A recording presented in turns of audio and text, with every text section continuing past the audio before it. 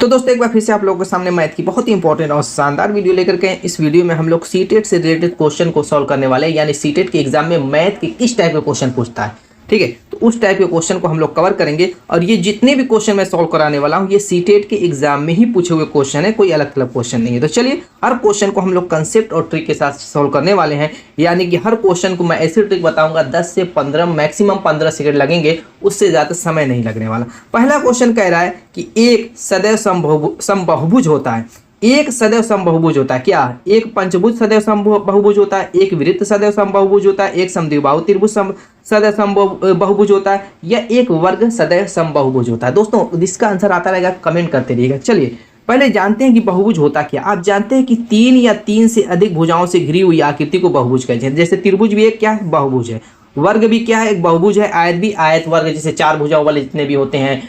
उसके अलावा आपका जो है आपका पंचभुज होगा, षटभुज होगा, और भी जितनी भी ज्यादा इस टाइप के होते हैं वो क्या होते हैं? सभी के सभी बहुभुज होते हैं। अब इसमें समबाहुभुज जिसकी सभी भुजाएं बराबर हो। जैसे पंचभुज अगर है और उस पंचभुज की सभी भुजाएं अगर बराबर हो जाए तो वो समबाहुभुज कहलाएगा। चतुर्भुज है तो उसकी सभी भुजाएं अगर बराबर हो जाएं तो वो क्या हो जाएगा? समबाहुभुज हो जाएगा। इसी तरीके से त्रिभुज, सब में यही जो है रूल लगता है। तो आपको पता चल गया बहुभुज क्या होता है। 3 से अधिक भुजाओं से घिरी हुई आकृति को बहुभुज कहते हैं। और समबाहुभुज जिसकी सभी भुजाएं बराबर हो। तो इसके कहने का मतलब है एक सदैव समबाहुभुज होता है। सदैव मतलब कौन सा ऐसा बहुभुज है जो हमेशा समबाहुभुज होगा, उसमें कन्वर्ट नहीं। मान लीजिए कि अगर पंचभुज ले लिया आपने, तो पंचभुज में मान लीजिए कि 2 भुजाएं आपकी 5-5 सेंटीमीटर की हो गई, बाकी भुजाओं को आपने 6-6 सेंटीमीटर का रख दिया, तो ये समबाहुभुज नहीं होगा। देखिए ये पंचभुज समबाहुभुज भी हो सकता है, नहीं भी हो सकता, दोनों बन सकता है। ये हमेशा नहीं समबाहुभुज हो सकता, हर कंडीशन में समबाहुभुज ऐसा होना चाहिए। तो लेकिन दोस्तों इसमें अगर आप वर्ग को देखें, कभी भी वर्ग किसी भी तरीके से बनाएंगे वर्ग वर्ग ही रहेगा और उसकी चारों भुजाएं बराबर होंगी, यानी ये समबाहुभुज होगा। यानी हर कंडीशन में वर्ग को हम समबाहुभुज ही कहेंगे। तो वही कह रहा है कि एक सदैव समबाहुभुज यानी हमेशा कौन सा ऐसी आकृति है जो कि समबाहुभुज होगी, वो वर्ग ही होता है। बाकी बदल सकते हैं, पंचभुज हो या आपका समद्विबाहु त्रिभुज हो या दोस्तों और भी हो, जो ऑप्शन में दिया हुआ है, तो ये बदल सकते हैं। लेकिन वर्ग हमेशा क्या होगी? जिसकी 4 भुजाएं होंगी उसी को तो वर्ग कहेंगे। तो हर हाल में वो क्या होगा? समबाहुभुज होगा। क्लियर हो गई बात? चलिए नेक्स्ट। इसमें टाइम इसलिए लग गई मुझको समझाना ताकि आपको पता चल जाए समबाहुभुज होता क्या, बहुभुज होता क्या। चलिए नेक्स्ट क्वेश्चन क्या कह रहा है कि 7 सही 1/2 किलोग्राम नमक से 1/12 किलोग्राम नमक के कितने पैकेट बनाए जा सकते हैं। क्या कह रहा है? 7 सही 1/2 किलोग्राम नमक से, तो सही बटे को खत्म कर दीजिए पहले। 7 दूना के 14, 1 15। क्या करते हैं आपको पता है ना, सही बटा तोड़ने के लिए 7 का इसमें क्या करेंगे? 2 में 7 का गुणा करेंगे और फिर उसके बाद इसमें 1 में उसको जोड़ देंगे। तो 7 दूना 14 में 1 जोड़े 15/2। कह रहा है कि 15/2 किलोग्राम नमक से 1/2 किलोग्राम नमक के कितने पैकेट बना सकते हैं। कितने ग्राम के कह रहा है? 1/12। तो 1/12 से क्या करेंगे? इसमें भाग दे दीजिए, आपकी क्वांटिटी नमक के पैकेट की क्वांटिटी निकल जाएगी। तो फटाफट क्या करेंगे? ये बटे वाला जो है ऊपर जाएगा, इसके बटे वाला नीचे आ जाएगा। यानी कि क्या हो जाएगा? 15 गुणे 12/2 हो जाएगा। 2 से काटेंगे 6 बार, 15 15 6 का दोस्तों कितना हो जाएगा आपका? 90। क्लियर हो गया? यहाँ से ऑप्शन देखिए 2 इज द राइट आंसर। इस तरीके से दोस्तों हम लोग क्वेश्चन को धुआं करने वाले हैं। चलिए ये थोड़ा और इजी था, जैसे जैसे आगे बढ़ेंगे अच्छे अच्छे क्वेश्चन देखने को मिलेंगे। यहाँ पर बोर्ड मास रूल जब तक नहीं पता है, इस टाइप के सिंप्लीफिकेशन के क्वेश्चन को हम लोग सॉल्व नहीं कर पाएंगे। ठीक है, बोर्ड मास रूल क्या कहता है? पहले ब्रैकेट को तोड़िए, फिर ऑफ को तोड़िए, फिर डिवीजन यानी भाग, फिर मल्टीप्लिकेशन गुणा, फिर एडिशन जोड़, फिर सब्ट्रैक्शन यानी घटाव। इस क्रम में जब तक हम नहीं चलेंगे हमारा क्वेश्चन कभी भी सही नहीं हो सकता। इस तरीके का सिंप्लीफिकेशन यहाँ पर देखिए 25.3 गुणे 5 माइनस 35 भागे 5 माइनस 3 गुणे 18.5 का मान पूछ रहा है कि क्या होगा। तो इसमें सबसे पहले हमें क्या काम करना है? भाग देना है। तो 5 से भाग देंगे तो 7 बार जाएगा। ठीक है, हमारा बीच में 7 आ गया। उसके बाद क्या करना है? गुणा करना है। ब्रैकेट है नहीं तो भागी चिन्हों में देना है। उसके बाद गुणा करेंगे तो 5 का इसमें गुणा कर लीजिए तो 5 15 हो जाएगा, दशमलव लगा लेंगे। ठीक है, और उसके बाद दोस्तों क्या करेंगे? 5 का इसमें 5 25 हो जाएगा, 5 15 5 25 1 26 हो जाएगा, 5 दूना के 10 दोबारा 126.5 हो गया। और यहाँ पर -7 आ चुका है और माइनस यहाँ पर भी आप क्या करेंगे? गुणा कर लीजिए। ठीक है, तो 3 5 15 को 5 हो जाएगा, दशमलव 8 3 के 24 24 1 25 को 5 हो जाएगा, 3 1 3 2 5 हो जाएगा, 55.5। तो अब यहाँ पर दोस्तों इतना आ गया। अब जो माइनस है उसको 1 में जोड़ लीजिए और प्लस वाले में से उसको घटा दीजिए, यही ना है, बस और कुछ करना है ही नहीं। तो 7 को इसमें जोड़ेंगे तो 55 7 62 हो जाएगा और 126.5 में से दोस्तों क्या करेंगे? 62.5 घटाएंगे तो 0 आपका आ जाएगा, ये 4 आएगा, यानी 64.0, यानी सिर्फ 64 कह सकते हैं। Option 4 is the right answer. ठीक है, क्लियर है? दोस्तों ये बोर्ड मास रूल समझ लीजिए कि बहुत ही इंपॉर्टेंट है, बहुत ही इंपॉर्टेंट। इसके बिना इस टाइप के क्वेश्चन को सॉल्व करेंगे गलत हो जाएगा। अब यहाँ पर देखिए थोड़ा मैंने क्या कहा, जैसे जैसे आगे बढ़ेंगे क्वेश्चन का जो है पैटर्न बदलता चला जाएगा। क्या कह रहा है कि ब्रिज के पास अपनी पसंद की जमीन घेरने के लिए 100 मीटर का तार है। ब्रिज के पास कह रहा है कि 100 मीटर का तार है, यहाँ से यहाँ तक तार की लंबाई कितनी है, 100 मीटर है। कह रहा है कि वो सबसे बड़ा जमीन का टुकड़ा लेना चाहता है, निम्नलिखित में से उसे किस माप का टुकड़ा लेना चाहिए ताकि उसकी जमीन का क्षेत्रफल अधिकतम हो। देखिए जब भी ऐसा क्वेश्चन है हम ऑप्शन से इसको सॉल्व करेंगे। ऑप्शन में क्या दिया है कि इस जो है 25 गुणे 25 पैमाने का क्षेत्रफल वाला हो, या 5 गुणे 45 वाला हो, या जो है 15 गुणे 35 वाला हो, या 30 गुणे 20 वाला। इसका तरीका क्या है, सबसे ताकि उसकी ज़मीन का क्षेत्रफल सबसे अधिक हो तो उसको किस माप का टुकड़ा लेना चाहिए, ये क्वेश्चन में क्वेश्चन कर रहा है। तो उसने लिया है क्या, 100 लिया है क्या, 100 मीटर का तार था उसके पास। तो किस तरीके से वो लेगा, तो जो गुणांक के रूप में जो संख्याएं दी हैं, जैसे 25 गुणे 25 है पहले वाला देखिए, और उसके बाद 5 45 है, 15 35 है, 30 20 है। तो हमेशा हमें उसको चूज करना है जिसके दोनों संख्याओं के बीच का अंतर जिसमें सबसे कम हो, जिसमें सबसे कम हो। जैसे पहले वाले में देखेंगे 25 में से 25 घटाइए 0, दूसरे वाले में देखेंगे 45 में से 5 को घटाइए 40, तीसरे में देखेंगे 15 35 का अंतर कितना आ जाएगा, 20 आ जाएगा, चौथे में देखेंगे 10 आ जाएगा। सबसे अंतर किसका कम है, 0 वाला ही तो सबसे कम है। तो option 1 is the right answer. जिसका अंतर जितना कम होगा उसकी वैल्यू मैक्सिमम उतनी ज्यादा आएगी। ठीक है, तो हमेशा उसी को लेंगे जिसका अंतर सबसे कम हो। ये सिर्फ विदाउट पेन और पेपर का क्वेश्चन था दोस्तों, देख कर ही आप सॉल्व कर सकते हैं। क्लियर हो गया बात। नेक्स्ट अगला क्वेश्चन क्या कह रहा है कि यदि 8 अंकीय संख्या, ये क्या है 8 अंकीय संख्या 9 4 7 1 x 9 y 2 72 से विभाज्य, किससे विभाज्य, 72 से विभाज्य। तो निम्नलिखित में से कौन सा कथन सत्य है। x की वैल्यू 3 आएगी, y की 1, x2 y 5, x4 y 9, x9 y 5। इसको हम बिना पेन और पेपर का इसको भी सोल्व करेंगे, मैं वो तरीका बता रहा हूँ। कह रहा 72 से विभाज्य, 72 से विभाज्य का रूल हमें नहीं पता तो क्या करेंगे, 72 से विभाजकता का नियम हमें नहीं पता तो क्या करेंगे, 72 को 2 पार्ट में डिवाइड कीजिए जिसका रूल पता। आप कहेंगे कि 8 और 9 के रूप में हम इसको बांट सकते हैं।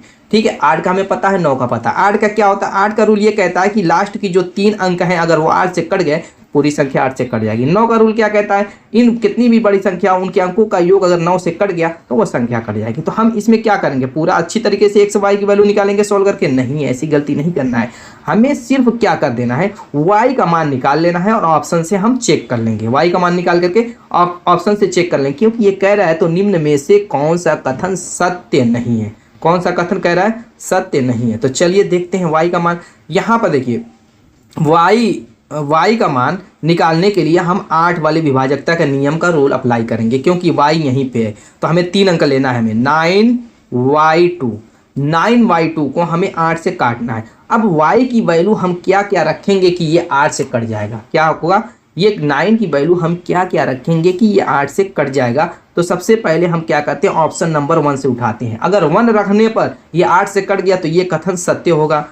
ठीक है, और जहां पर y का मान रखने पर जो भी होगा नहीं कटेगा 8 से तो वो असत्य होगा। वही कह रहा है कि सत्य नहीं है, तो हमें गलत वाला चुनना है। तो y का मान अगर हम 1 रखते हैं तो 8 से काटेंगे, 8 × 9 8, आपका हो गया 1 बचा 11, 8 × 9 8, 8 चौको 32 कट जाएगा, यानी सत्य है। तो हमें ये चूज नहीं करना क्योंकि वो कह रहा है कि कौन सा कथन सत्य नहीं है। अब y का मान यहाँ पर 5 रख के देख लेते हैं। 5 अगर रखते हैं, 8 से काटते हैं, 8 × 9 8 और हो गया 15 दोस्तों। 15 का मतलब 8 ही बार, एक ही बार जाएगा, 7 बचा 72 कट जाएगा ये भी। अब y का मान 9 रख करके इसमें चेक कर लेते हैं। 9 रखेंगे तो 8 × 9 8 19, 8 दूना 16, 8 चौको 32, ये भी कट जाएगा। तो ये y का मान हम 1 5 9 रखें, कट गया, ऑटोमेटिकली पता चल गया कि चौथा ही गलत होगा। तो चौथा ही सत्य, कथन सत्य नहीं है। हमें एक ही से हमारा आंसर आ गया। हमें सभी की वैल्यू रखने की ज़रूरत नहीं है या x y का मान निकालने की हमें ज़रूरत नहीं है, क्योंकि x y का मान निकालेंगे तो हम 3 थोड़ा ना मान निकाल पाएंगे, यानी कि पहला भी x का मान सही होगा, दूसरा भी होगा, तीसरा भी होगा। तो मिनिमम मैक्सिमम वैल्यू रखने पर ये सही कई मान आते रहते हैं। तो हम ऑप्शन से इस टाइप के क्वेश्चन को सोल्व करेंगे। अगर x y की वैल्यू निकालने के लिए कहता, वो खुद कहता कि अधिकतम मान या न्यूनतम मान निकालिए, तो उस हिसाब से हम सेट करके क्वेश्चन को सॉल्व करते हैं। तो कई टाइप से इस टाइप में क्वेश्चन पूछता है। ये विभाजकता के नियम में दोस्तों बहुत टाइप का क्वेश्चन पूछता है। तो इस टाइप के क्वेश्चन को हम ऐसे ही सॉल्व करेंगे। चलिए अगले क्वेश्चन को देखते हैं। तो दोस्तों देखिए नेक्स्ट क्वेश्चन क्या कह रहा है कि कोई दुकानदार एक वस्तु को उसके अंकित मूल्य पर 28% की छूट देकर 324 पर बेचता है।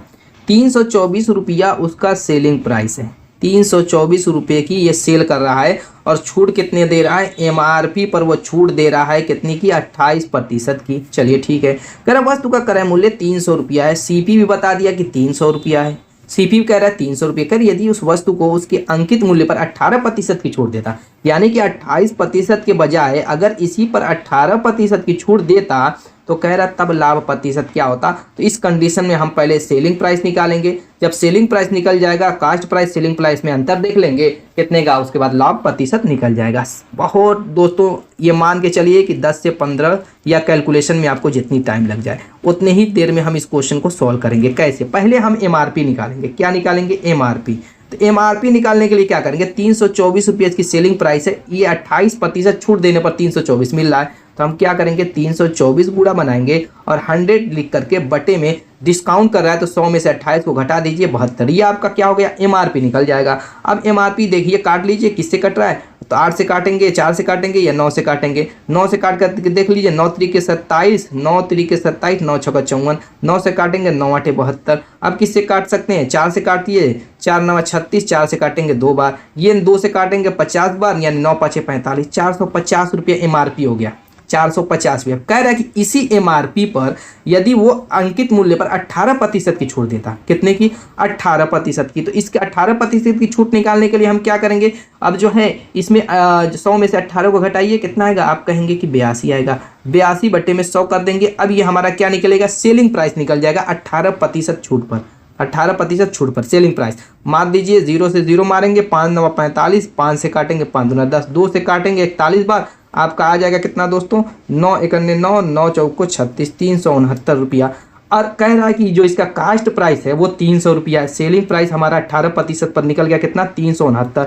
कास्ट प्राइस इसका बता रहा है कि 300 रुपया। कह रहा प्रतिशत लाभ कितना होगा, तो यहाँ पर कितने का, देखिए 300 का सामान 369 में बेच रहा है, आप कहेंगे कि 69 रुपये का प्रॉफिट हो रहा है, 69 रुपये का प्रॉफिट हो रहा है कितने पर, 300 रुपये पर, गुणे 100%, काम हो गया आपका। 2 0 से 2 0 कैंसिल, 3 से काटेंगे तो 3 दूना के 6, 3 3 के 9, 23%, option 4 is the right answer. Clear. Next अगले क्वेश्चन को देखते हैं। अगला क्वेश्चन कह रहा है किसी समलंब चतुर्भुज की समांतर भुजाएं 11 सेंटीमीटर और 25 सेंटीमीटर है। समलंब चतुर्भुज बना देते हैं पहले, ये आपका बन गया जी समलंब चतुर्भुज। कह रहा है कि समलंब चतुर्भुज की समांतर भुजाएं 11 सेंटीमीटर, यानी कि ये और ये भुजा समांतर भुजाएं दिया हुआ है, तो हर हाल में जो छोटी भुजा होगी वो ऊपर ही वाली होगी, यानी 11 सेंटीमीटर ये ऊपर वाली होगी और दोस्तों 25 सेंटीमीटर नीचे वाली होगी।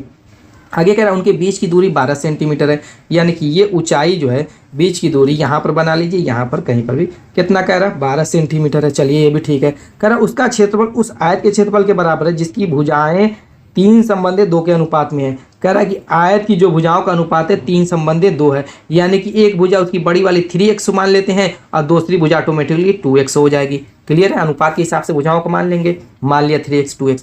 कह रहा है कि उस आयत का परिमाप क्या होगा, आयत का परिमाप क्या होगा। पहले तो कह रहा है कि उस आयत के क्षेत्रफल के बराबर है, कह रहा है क्या, इस समलंब चतुर्भुज का जो क्षेत्रफल है इस आयत के क्षेत्रफल के बराबर है जिसकी भुजाएं 3 संबंधित 2 के अनुपात में। तो जो आयत का क्षेत्रफल होगा वो क्या होगा, लंबाई गुणे चौड़ाई, यानी 3 गुणे 2x स्क्वायर हो जाएगा।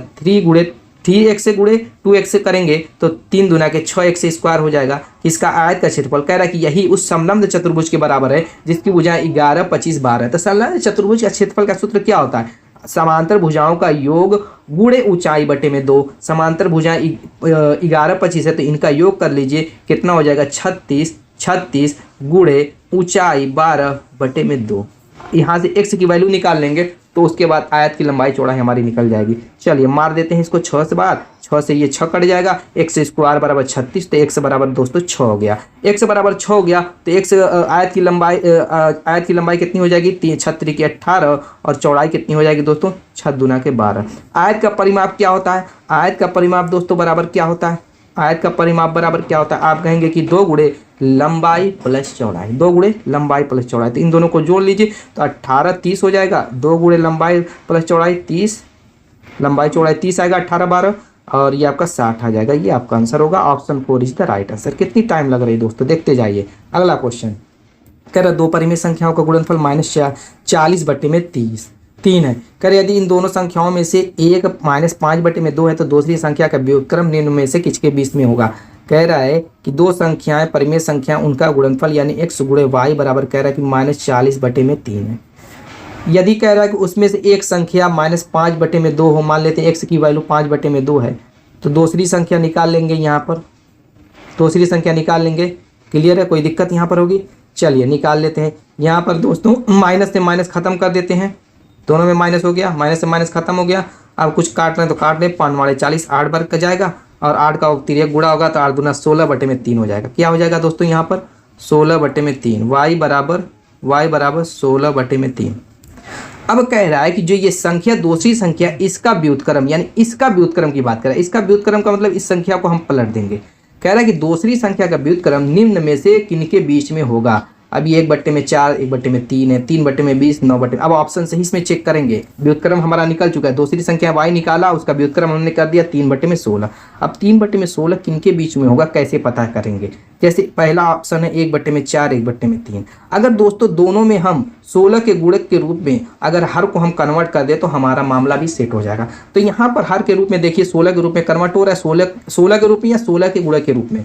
तो यहाँ पर 4 को अगर हम कन्वर्ट करेंगे तो 3 कन्वर्ट नहीं होगा। जैसे इसमें अगर हम 4 का गुणा करते हैं ऊपर नीचे, तो इसमें भी ऊपर नीचे हमें 4 का गुणा करना पड़ेगा। तो ये 4 3 12 नहीं बन पाएगा, नहीं ना बनेगा, या उससे ज़्यादा। देखिए अब इसको हम 16 दूना 32, अगर इसको हम 8 से गुणा करें 8 चौको 32 होगा, ये 8 3 24 होगा। अब ये भी 16 से नहीं कट रहा, आगे बढ़ेंगे कोई ऐसी संख्या नहीं मिलेगी जो कि ये बराबर कर सके, तो इसको छोड़िए। इसी तरीके से 20-50 में देखेंगे ये भी नहीं होगी, 50-5 में देखेंगे दोस्तों तो ये भी नहीं होगी। सिर्फ यही संख्या है जो कि कन्वर्ट हो सकती है। जैसे 1/5 है तो दोस्तों इसको हम कन्वर्ट करेंगे 80 में, तो 16 का ऊपर नीचे गुणा कर देते हैं, 16 5 80, तो ये आपका 16/80 हो गया। ठीक, इसी तरीके से दूसरी 1/4 को भी कर देते हैं, तो इसमें ऊपर नीचे किससे गुणा करना पड़ेगा? आप कहेंगे कि 20 से, 20/80 हो जाएगा।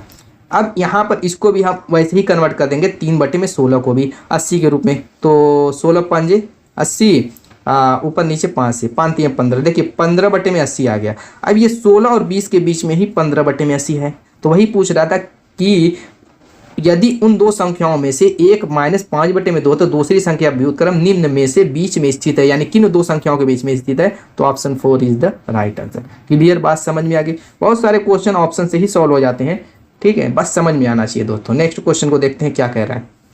अगला क्वेश्चन कह रहा है किसी समांतर चतुर्भुज ABCD का विकर्ण BD इस प्रकार है कि कोण CBD 12x, कोण ABD 7y, कोण ADB 60 डिग्री और कोण CD 28 डिग्री है, तब 2x + 3y का मान क्या होगा? समांतर चतुर्भुज इस तरीके से बना दिया हमने समांतर चतुर्भुज, ठीक है। समांतर चतुर्भुज में कह रहा है कि विकर्ण, जैसे मैंने समांतर चतुर्भुज बनाया ABCD, ठीक है, इसमें कह रहा है जो विकर्ण है BD, इस विकर्ण की बात कर रहा है BD की, इस प्रकार है कि कोण CBD, कोण CBD यानी इस एंगल की बात कर रहा है, इस एंगल की बात कर रहा है, कह रहा है कि ये 12x है। चलिए ठीक है। फिर कह रहा है कोण ABD यानी इस एंगल की बात कर रहा है, क्या है 7y कह रहा है। चलिए ये भी ठीक है। फिर कह रहा है कोण ADB इस यानी इस कोण की बात कर रहा है, ये कोण कह रहा है कि 60 डिग्री है। चलिए ये भी ठीक है। फिर कह रहा है कोण CDB यानी इस कोण की बात कर रहा है, कह रहा है कि 28 डिग्री है, 28 डिग्री है। तो कह रहा है कि 2x + 3y का मान क्या होगा? चलिए इसने हमने फिगर बना दिया। अब देखिए बिना पेन और पेपर का, बस आपके दिमाग में चलना चाहिए, बिना पेन और पेपर का क्वेश्चन सॉल्व हो जाएगा। कैसे? आपके दिमाग में ज़रूर क्वेश्चन होगा। एकांतर कोण, शीर्षाभिमुख कोण, बहुत सारे कोणों के बारे में जाना होगा। ये एकांतर कोण है। देखिए यहाँ से देखिए, ये आपका ऐसे Z बना कि नहीं बना, ये Z बना कि नहीं बना।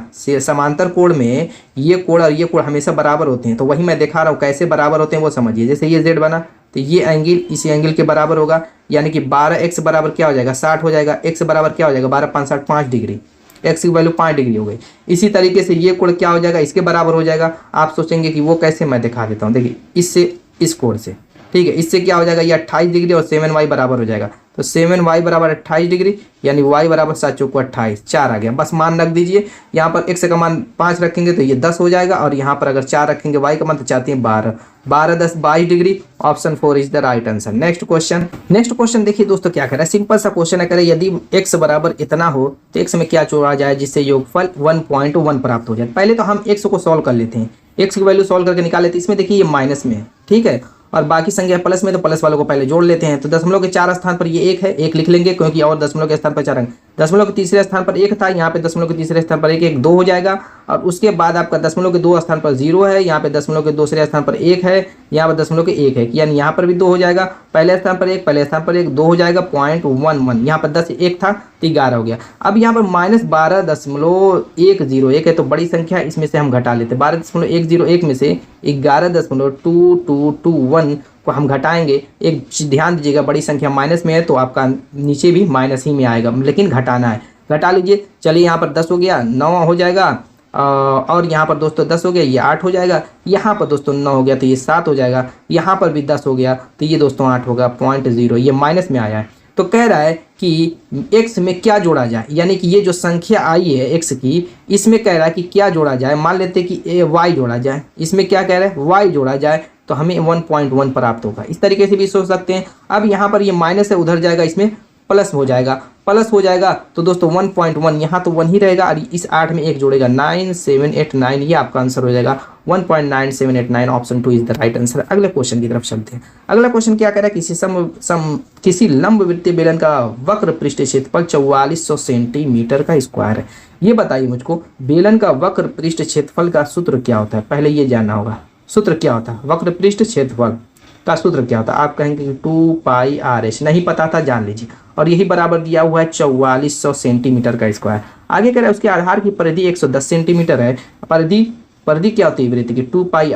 2πr बेलन की परिधि क्या है या वृत्त की परिधि? सब सूत्र एक ही होता है। 2πr बराबर क्या दिया हुआ है? 110 सेंटीमीटर। कह रहा बेलन का आयतन मीटर क्यूब में क्या होगा, यानी कि हमें मान निकालना है कि अब πr² h का मान निकालना है। तो चलिए फटाफट कर लेते हैं। पाई का मान 22/7 दिया हुआ है।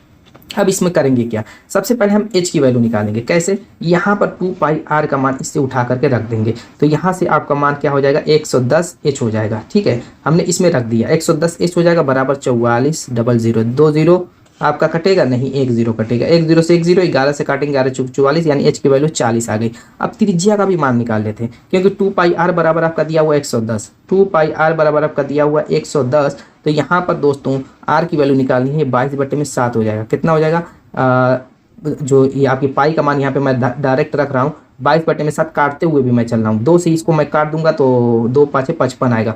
अब 22/7 का मतलब 7 ऊपर जाएगा, 22 नीचे आ जाएगा। 11 से काटूंगा, 11 5 55, 11 दूना 22, 2 7 5 35, 35 का 8 था 17.5, 17.5 त्रिज्या आ चुकी है, और ऊंचाई h 40 आ गई है। चलिए इसमें मान रख देते हैं। पाई का मान 22/7 गुणे, यहाँ पर दोस्तों त्रिज्या कितनी है? 17.5 है, तो यहाँ पर 17.5 गुणे 17.5 गुणे ऊंचाई 40।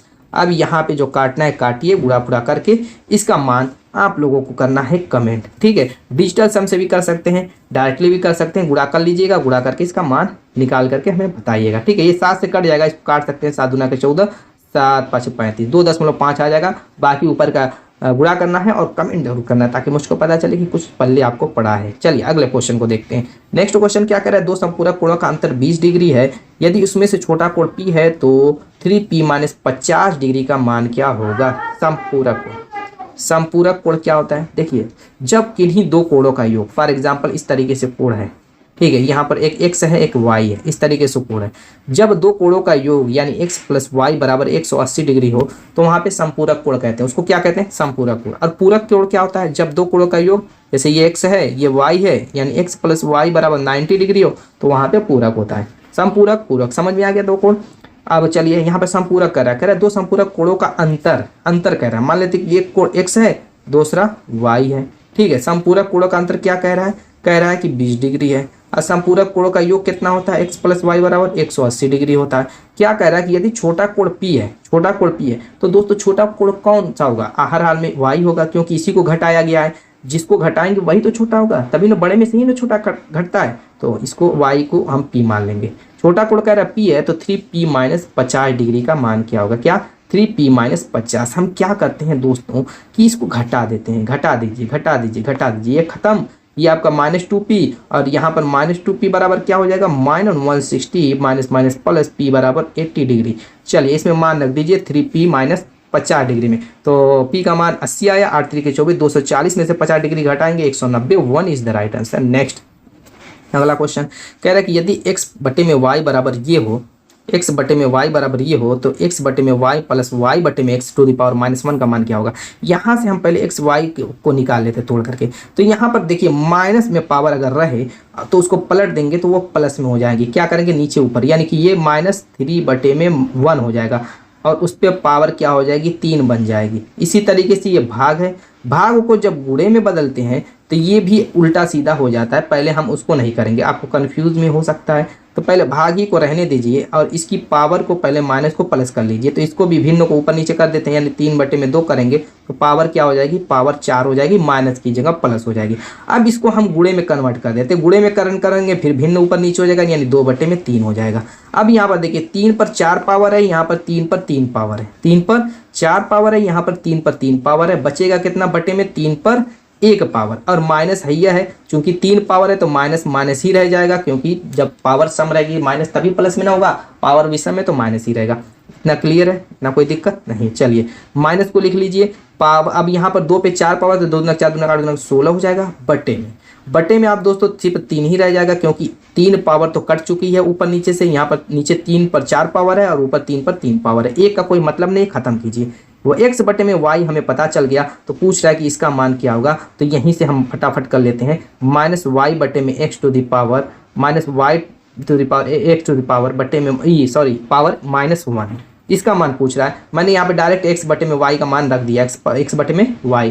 अब y बटे में x का मान क्या हो जाएगा, यहाँ यही पलट करके यहाँ पर रख दीजिए, 3 बटे में 16, खत्म हो गया। एलसीएम ले लीजिए, 16 3 48 हो जाएगा और यहाँ पर काटेंगे 16 16 256 माइनस में रहेगा। ये माइनस आपका कितना हो जाएगा, 3 से काटेंगे दोस्तों कितनी बार जाएगा, 16 से 3 बार, तो 3 3 के 9, जोड़ लीजिए कितना हो जाएगा आपका -265 बटे में 48।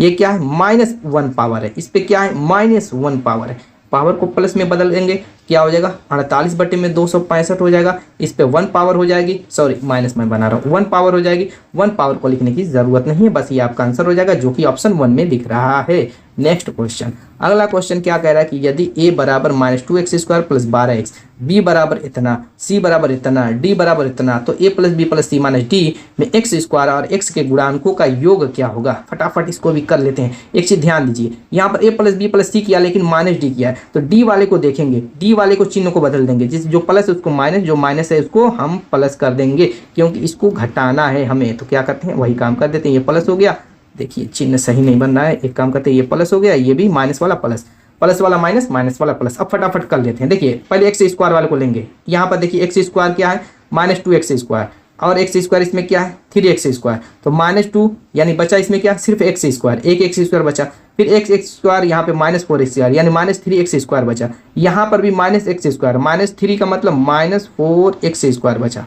ठीक, उसके बाद x वाले को ले लेते हैं, यहाँ पे 12x है, यहाँ पर -8x है, यानी बचा कितना दोस्तों, जोड़ेंगे तो +4x बचा। आगे चलिए देखते हैं, यहाँ पे -x है जो कि प्लस हो चुका है, +x, तो यहाँ पर दोस्तों +4x और दोस्तों यहाँ पे +x यानी कि +5x हो जाएगा। हमें अब नहीं लेना, क्योंकि सिर्फ x² और x के गुणांक की बात कर रहा है, तो हम क्या करेंगे, अंक को, संख्याओं को छोड़ देंगे जो सिंपल है, जो x और x² के रूप में नहीं है, गुणक के रूप में, उसको छोड़ देंगे। जैसे 11 यहाँ पे दिख रहा है, यहाँ पे 17 दिख रहा है, यहाँ पे 3 दिख रहा है, इसको हम नहीं लेंगे। अब यहाँ पर कह रहा है कि इसके गुणांक, यहाँ पर x² का गुणांक कितना है -4 है और x का गुणांक कितना है 5 है, तो कह रहा है कि इन गुणांकों का योग पूछ रहा है, 1 आएगा, ये आपका answer option 4 is the right answer. Next अगला क्वेश्चन क्या कर रहा है, त्रिभुज ABC में और DE में कोण B 90 डिग्री, BC 8 सेंटीमीटर, कोण A 40 डिग्री, D 8 सेंटीमीटर, कोण F 40 डिग्री, कोण E 90 डिग्री, तब निम्न में से कौन सा कथन सत्य है। जो त्रिभुज है, 2 त्रिभुज है,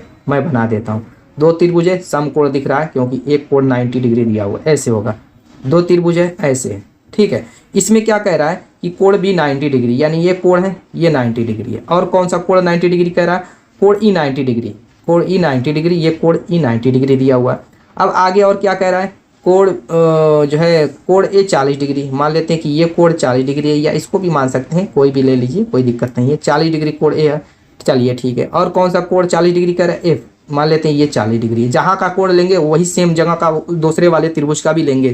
ठीक है, सेम जगह वाला लेंगे, दूसरी जगह वाला नहीं लेंगे, इस चीज़ पे ध्यान दीजिएगा। और बाकी क्या कह रहा है, BC यानी ये C हो गया और इसमें का ये D हो गया होगा, हर हाल में तीसरा पॉइंट हमें पता ही चल गया। तो सी और डी है, तो भुजा क्या कह रहा है, बी सी, बी सी कह रहा है क्या 8 सेंटीमीटर, और इसमें कि डी ई क्या कह रहा है, ये भी 8 सेंटीमीटर।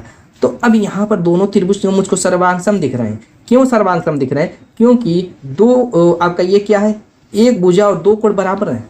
एक भुजा और दो कोण बराबर जब दिखा रहा है तो दोनों कोण सर्वांगसम है। तो ऑप्शन में भी सब यही चीज दिखा रहा है कि सब कोण सर्वांगसम है, लेकिन कौन से सर्वांगसम है ये आपके कंफ्यूज में डाल दिया है। कौन से सर्वांगसम है, देखिए यहाँ पर आपकी दो कोण बराबर हैं। जब कोण दो बराबर है तो ए यानी दो एंगल बराबर ए और एक सब्सटेंस बराबर यानी एस वाला सर्वांगसम है। अब डबल ए और एस वाला सर्वांगसम है, लेकिन इसमें भी दो ऑप्शन दिया हुआ है। देखिए यहाँ पर भी है और यहाँ पर भी है। इन दोनों में कौन सा ऑप्शन सही है, जब दो एंगल बराबर रहेगा तो दोस्तों डबल ए लिखेंगे यानी दो एंगल, एस सब्सटेंस यानी एक भुजा बराबर है तो एक एस रहेगा। जिस तरीके से रहेगा, अगर दो भुजा बराबर है एस ए एस भी हो सकता है, एस एस ए भी हो सकता है। इस तरीके से आपको पता है कि नहीं, ये तो आप कक्षा 6, 7, 8 में पढ़े होंगे। ठीक है, इतनी चीज़ें तो पता ही है, बेसिक चीज़ है, कोई अलग से नहीं है। तो हमें कंफ्यूज हो गई कि ये है कि ये है, कौन सा होगा। देखिए हम ले रहे हैं क्या, त्रिभुज ए बी सी, इसी सीरियल क्रम में इसको भी लेंगे, त्रिभुज एफ ई डी। क्या, त्रिभुज एफ ई डी सर्वांगसम होगा त्रिभुज ए बी सी के। कौन से रूल वाला, कौन सा रूल वाला, ए एस। ठीक है, जिस सीरियल क्रम में पहले त्रिभुज को एबीसी को लिए उसी सीरियल क्रम में एफ ई डी को लेंगे। तो एफ ई डी जो कि ऑप्शन ए में दिख रहा है। क्लियर होगी बात। नेक्स्ट अगले क्वेश्चन को देखते हैं। मेरा तीन संख्याएं दो संबंधित तीन संबंधित के अनुपात में उनके घनों का योग इतना है तो तीन संख्याओं का योग क्या होगा। देखिए एक संख्या 2x मान लेते हैं तो दूसरी 3x हो जाएगी, चौथी 4x हो जाएगी। क्या कह रहा है कि इनके घनों का योग, यानी इनका घन करेंगे, इनका घन करेंगे, इनका घन करेंगे और योग करेंगे। कह रहे हैं इनके घनों का योग क्या है, 33,957 है। तो इन तीनों संख्याओं का योग क्या होगा, तो तीनों संख्या का योग क्या हो जाएगा, 2 3 2 5 4 9x हो जाएगा। x की वैल्यू निकाल के इसमें बस पुट करना है। चलिए कर लेते हैं। 9x दिमाग में बैठा लीजिए, यहाँ यहीं पर लिख लीजिए। चलिए तो यहाँ पे 2 दूना 4 दूना 8 हो गया, 8 हो गया। और 8 में क्या जोड़ेंगे, 3 के 9 27, 27 में क्या जोड़ेंगे, 4 चौको 16, चौको 64।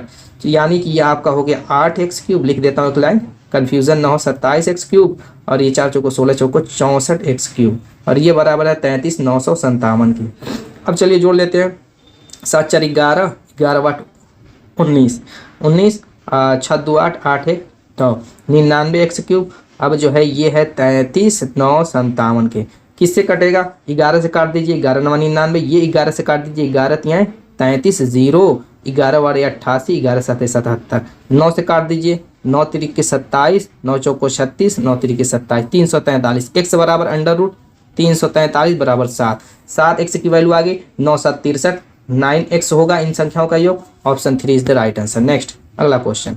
अगला क्वेश्चन कर रहे हैं तीन क्रमागत पूर्णांक इस प्रकार है, जब उन्हें बढ़ते हुए क्रम में लिखा जाता है तो क्रमशः 3 5 2 में गुणा करके जोड़ा जाता है तो योगफल 99 प्राप्त। तीन क्रमागत संख्याएं या पूर्णांक लेना है तो क्या लेंगे, x लेंगे, x+1 लेंगे और x+2 लेंगे। इस तरीके से मैंने क्या किया, तीन क्रमागत पूर्णांक ले लिया।